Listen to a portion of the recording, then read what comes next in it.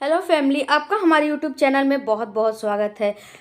बहुत सी महिलाओं का ये सवाल है कि उठते बैठते सोते समय प्राइवेट पार्ट में करंट चुभन जैसा दर्द, ये किस बात का संकेत है? क्या ये नॉर्मल है? और ऐसे में कब डॉक्टर के पास जाना चाहिए? तो ये वीडियो पूरा हेल्पफुल होने वाला है आपके लिए। उठते बैठते सोते समय या फिर चलते फिरते समय प्राइवेट पार्ट में करंट जैसा चुभन होता है, तो ये वीडियो आपके लिए हेल्पफुल होने वाला है और इस वीडियो को पूरा आप ज़रूर देखें। 60 से 70% महिलाएं ऐसी हैं जिनको कि ये समस्या होती ही होती है। अगर आपको पहली प्रेगनेंसी में नहीं हो रही है तो दूसरी प्रेगनेंसी में होगी, लेकिन ये समस्या आपको होगी ही होगी।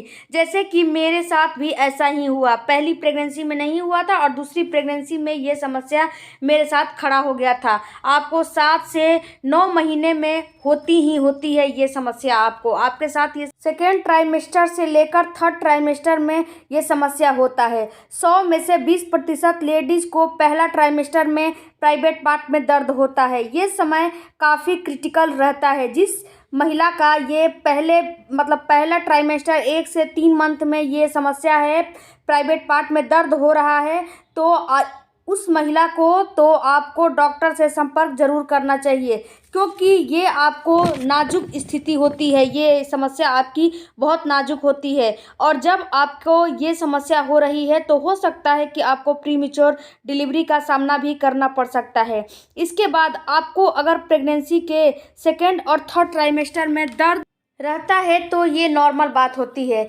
इसके कुछ कारण भी होते हैं और कुछ उपाय भी होता है, तो चलिए मैं आपको बताती हूँ। सबसे पहले हम जानते हैं कि इसका क्या कारण होता है। जैसे जैसे आपका यूट्रस बढ़ता है और आपके जो बेबी का ग्रोथ है वैसे वैसे बढ़ने लगता है, वैसे वैसे आपका गर्भाशय भी बढ़ता जाता है और इस वजह से आसपास के जो पार्ट हैं उस पर दबाव बनने लगता है, जिससे कि आपके प्राइवेट पार्ट में दर्द होने लगता है। जैसे कि आपको पता होगा कि प्रेगनेंसी में काफ़ी ज़्यादा हार्मोनल चेंजेस भी होते हैं, जिस वजह से कि आपके प्राइवेट पार्ट में ड्राइनेस आ जाती है और इस वजह से भी दर्द होने लगता है। सेकेंड ट्राइमेस्टर और थर्ड ट्राइमेस्टर में आपके बेबी का वेट जैसे जैसे बढ़ने लगता है वैसे वैसे आपके प्राइवेट पार्ट पे दबाव पड़ने लगता है और जब दबाव पड़ता है तो इस वजह से भी आपके जो प्राइवेट पार्ट है उसमें दर्द होने लगता है। लास्ट के महीने में जब आपका सर्विक्स का मुंह धीरे धीरे खुलना शुरू होता है तब भी आपके प्राइवेट पार्ट में पेन होने लगता है। जब आपका शिशु हेड डाउन पोजीशन में आ जाता है और आपके पेल्विस पर दबाव डालने लगता है तो आपका जो प्राइवेट एरिया है उसमें खिंचाव होने लगता है और जब खिंचाव होता है तो दर्द ऑटोमेटिक उसमें होने लगता है। तो ये दर्द आपको इस वजह से होता है। तो अब जानते हैं कि कब आपको हॉस्पिटल जाना चाहिए। ये जब दर्द होता है तो कब आपको हॉस्पिटल जाने वाली समस्या पैदा हो सकता है। जब भी ऐसा लगता है कि आपको प्राइवेट पार्ट में बाहर भी आपको दर्द हो रहा है, यानी कि प्राइवेट पार्ट के जो बाहर का एरिया है उसमें आपको दर्द महसूस हो रहा है और वहाँ पे खुजली, लाल रेशे, चकत्ते हो गए हैं, तो ये इन्फेक्शन का संकेत होता है। आपको इमीडिएटली डॉक्टर के पास जाना चाहिए, क्योंकि अगर आप समय रहते डॉक्टर से संपर्क कर लेंगी तो आपका इलाज अच्छे से हो जाएगा, नहीं तो आपको खतरों का सामना करना पड़ सकता है। अब जानते हैं कि अब बचने का उपाय क्या है जिससे कि आपको ज़्यादा पेन ना हो। अगर ये समझ लीजिए कि प्राइवेट पार्ट में तो दर्द होना ही होना है, लेकिन कुछ उपाय ऐसे भी हैं जिसको आप अगर आजमाती हैं तो उससे कुछ आराम तो आपको मिलेगा। सबसे पहले तो आप ये समझ लीजिए कि आपको ज़्यादा देर तक खड़े बिल्कुल भी नहीं रहना है।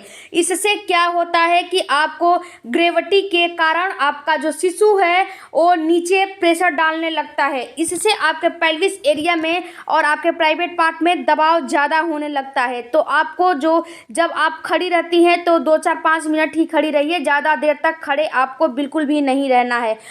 जब आपका थर्ड ट्राइमेस्टर शुरू हो जाता है, यानी कि 7वां, 8वां और 9वां महीना, तो आप अगर वॉक कर रही हैं, आप घर का काम कर रही हैं, तो छोटे छोटे कदमों से आपको चलना है।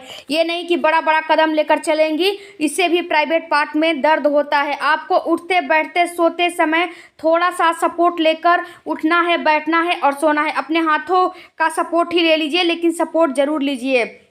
आपको डायरेक्ट ज़मीन के टच में ना बैठना है, ना सोना है और ना कोई भी काम करना है। अगर आपको बैठना है तो थोड़ा सा एक टेबल ले लीजिए या फिर कोई चेयर ले लीजिए, उस पर बैठ जाइए, पीढ़ा ले लीजिए, उस पर बैठ जाइए, लेकिन डायरेक्ट ज़मीन के टच में आपको नहीं रहना है। इसके बाद अगर आपको प्राइवेट पार्ट में ज़्यादा दर्द हो रहा है तो आपको उकड़ू पोज में ज़्यादा देर तक नहीं बैठना चाहिए। अगर आप झाड़ू पोछा कर रही हैं नॉर्मल डिलीवरी के लिए तो अच्छी बात है, लेकिन अगर आपको खिंचाव और दर्द महसूस हो रहा है तो थोड़ी देर के लिए ही उकड़ू अवस्था में बैठे। इसके बाद अपने घुटने को मोड़ लें, मोड़ के इसके बाद तो झाड़ू पोछा लगाएं।